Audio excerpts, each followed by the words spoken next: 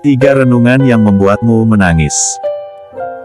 Rasulullah pernah berkata, "Jika kalian mengetahui apa yang aku ketahui, niscaya kalian akan lebih banyak menangis daripada tertawa." Hadis riwayat Bukhari nomor 74. Para sahabat sebagai generasi terbaik umat Nabi Muhammad mengisahkan hal-hal yang membuat mereka bersedih hingga menangis.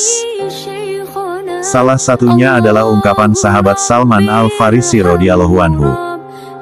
Ada 3 hal yang membuatku menangis, berpisah dengan orang-orang yang aku cintai, yaitu Nabi Muhammad dan sahabat-sahabatnya, dahsyatnya sakaratul maut, dan berdiri di hadapan Rabb seluruh alam saat aku tidak tahu akan masuk neraka atau surga. 1. Berpisah dengan orang yang dicintai. Rasulullah membangun persaudaraan di antara para sahabat atas dasar iman kepada Allah. Berkat persaudaraan yang dibangun dalam iman, Allah mempersatukan hati para sahabat. Allah berfirman, "Seandainya engkau, Nabi Muhammad, menginfakkan semua kekayaan yang berada di bumi, niscaya engkau tidak dapat mempersatukan hati mereka, tetapi Allah telah mempersatukan hati mereka. Sesungguhnya Dia Maha Perkasa lagi Maha Bijaksana." Quran Surah Al-Anfal 8:63. Semua orang akan sedih saat orang yang mereka cintai pergi. Saat Rasulullah wafat, seluruh sahabat berduka. Semua itu karena cinta yang dibangun di atas keimanan yang Allah tautkan di hati mereka. Sebagai umat Rasulullah, kita tentu merindukannya walaupun belum pernah melihat Rasulullah secara langsung. Ini terjadi karena cinta Rasulullah kepada umatnya, sehingga Allah menitipkan rindu kepada beliau di hati kita. Apa yang dapat kita usahakan untuk membalas cinta Rasulullah kepada kita? Salah satunya dengan solawat, karena Rasulullah berjanji menjawab semua solawat dan salam yang kita kirimkan kepadanya.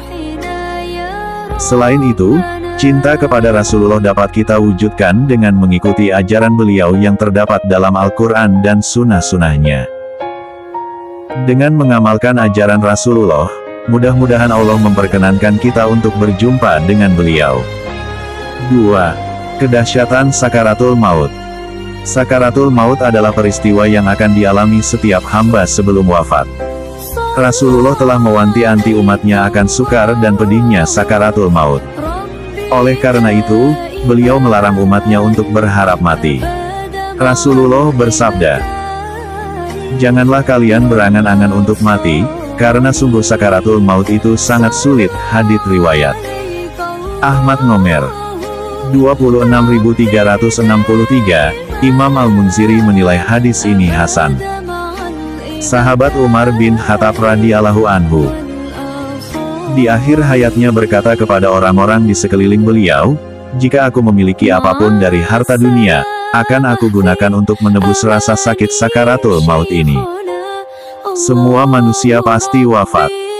Selama masih berkesempatan hidup, tugas kita adalah bersiap-siap sebaik mungkin untuk menghadapi hari itu. Rasulullah mengajarkan doa agar Allah membantu kita menghadapi sakaratul maut.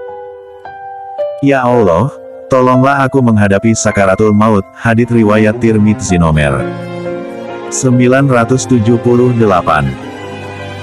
Masa hidup yang masih Allah berikan untuk kita adalah untuk mengumpulkan bekal akhirat. Mudah-mudahan Allah menetapkan kita sebagai salah satu hambanya yang husnul khatimah. 3. Menjadi penghuni surga atau penghuni neraka. Keseimbangan iman seorang hamba dapat terus terjaga selama ia memiliki rasa takut dan harap kepada Allah, yaitu takut akan azabnya, dan harapan untuk mendapat ridanya. Rasulullah menegaskan bahwa jika umat beliau mengetahui pedihnya azab neraka dan hukuman Allah bagi pendosa, tentu mereka akan lebih banyak menangis. Para sahabat banyak menangis saat mengingat dosa-dosa yang pernah mereka lakukan semasa jahiliyah dahulu. Umar bin Khattab di penghujung salatnya mengucapkan salam ke kanan sambil tersenyum, lalu menoleh ke kiri sambil menangis karena teringat dosa-dosanya. Begitulah para sahabat memelihara rasa takut yang positif di dalam hati mereka. Rasa takut yang tidak menjauhkan, justru mendekatkan diri kepada Allah. Banyak menangis untuk hal ini menjaga hati tetap hidup, dan senantiasa menyadarkan kita untuk terus berusaha mendapatkan ridha Allah. Jalan yang dapat kita tempuh untuk meraih ridha-Nya adalah dengan mengikuti petunjuk Allah dan banyak berdoa untuk kebaikan akhirat, misalnya dengan doa berikut. Ya Allah, aku memohon kepadamu surga dan berlindung kepadamu dari api neraka. Hadits riwayat Abu Dawud nomor 792. Jika kita merasa sedih saat merenungkan 3 perkara di atas, maka kita patut bersyukur karena Allah masih menitipkan cahaya iman di dalam hati kita.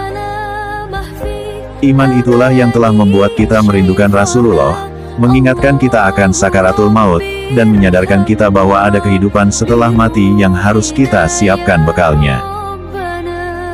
Dengan merenungkan 3 hal di atas, semoga Allah mencatatnya sebagai amal kebaikan dan membangkitkan tekad dalam diri kita untuk menjadi hamba Allah yang lebih baik. Amin.